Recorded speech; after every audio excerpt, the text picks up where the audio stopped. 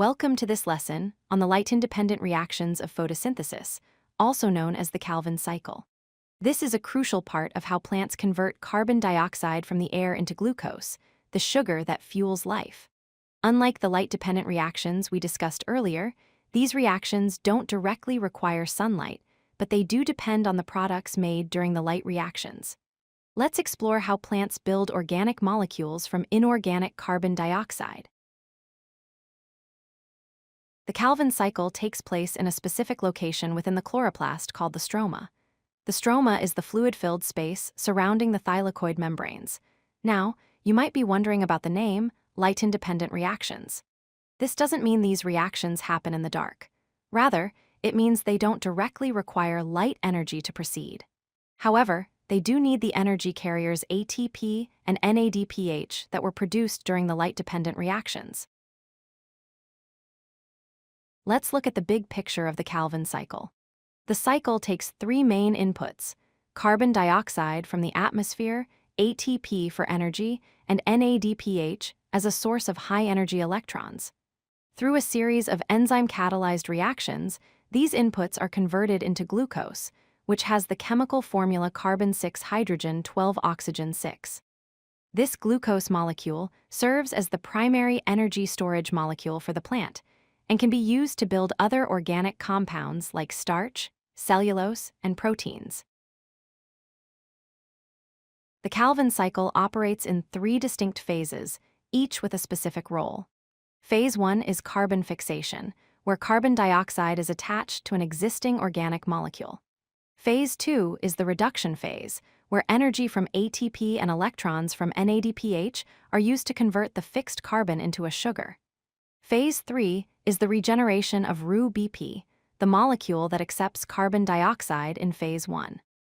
Understanding these three phases will help you see how the cycle continuously processes carbon dioxide to produce glucose.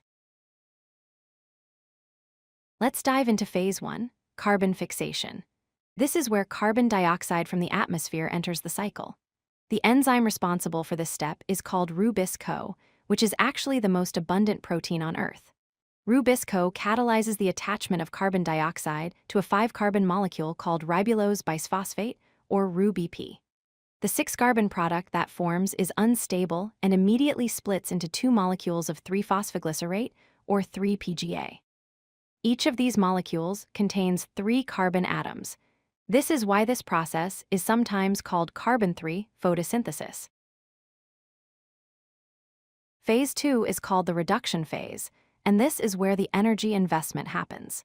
Each molecule of 3-PGA receives a phosphate group from ATP and then accepts high-energy electrons from NADPH. This reduction reaction converts 3-PGA into glyceraldehyde 3-phosphate, or G3P. G3P is a 3-carbon sugar that represents the actual product of the Calvin cycle.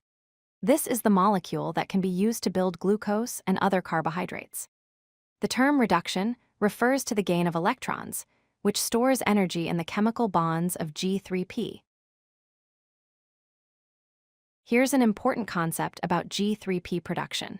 For every 6 molecules of carbon dioxide that enter the Calvin cycle, 12 molecules of G3P are produced. However, only 2 of these G3P molecules exit the cycle to be used for glucose synthesis. The remaining 10 G3P molecules must stay in the cycle. Why? Because they're needed to regenerate RuBP, the carbon dioxide acceptor molecule. Without regenerating RuBP, the cycle would stop and no more carbon could be fixed. So while it might seem inefficient, this regeneration step is essential for the cycle to continue operating. Phase 3 involves the regeneration of RuBP, and it's actually quite complex. The 10 G3P molecules, each containing 3 carbons, undergo a series of chemical rearrangements. These rearrangements require additional ATP and involve multiple enzymes.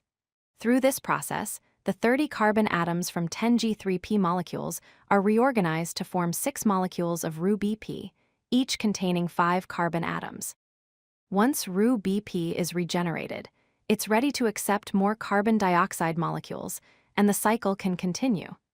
This regeneration step ensures that the Calvin cycle operates continuously as long as ATP, NADPH, and carbon dioxide are available. Let's look at the complete net equation for the Calvin cycle to see the full picture.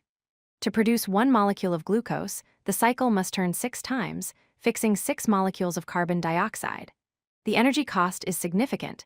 18 ATP molecules and 12 NADPH molecules are consumed. The outputs are 1 glucose molecule, 18 ADP molecules, 18 inorganic phosphate groups, and 12 NADP+ molecules. The ADP and NADP+ can be recycled back to the light-dependent reactions to be recharged with energy and electrons.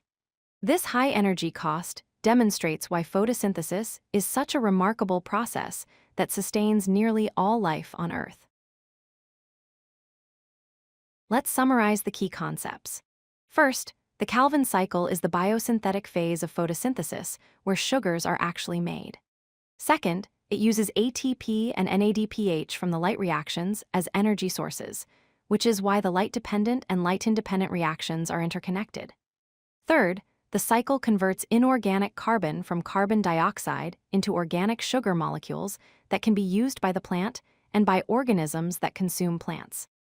Finally, the regeneration of RuBP ensures the cycle continues, making it a truly cyclical process. Understanding the Calvin cycle helps us appreciate how plants transform simple atmospheric gases into the complex organic molecules that support life on our planet. If you like this video, hit that like button and don't forget to subscribe. Visit codelucky.com for more such useful content.